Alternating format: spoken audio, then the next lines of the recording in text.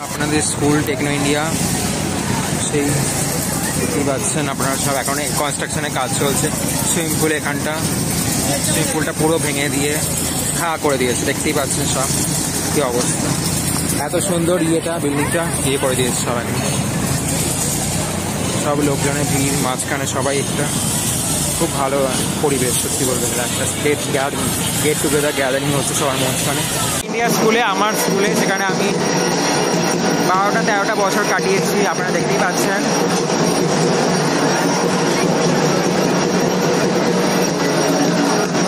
12-13টা বছর আমরা এই স্কুলে কাটিয়েছি। আজকে আমার সরস্বতী পুজো বলে আমরা এখানে এসেছি। গাইস সব ফেস দেখতেই পাচ্ছে সব।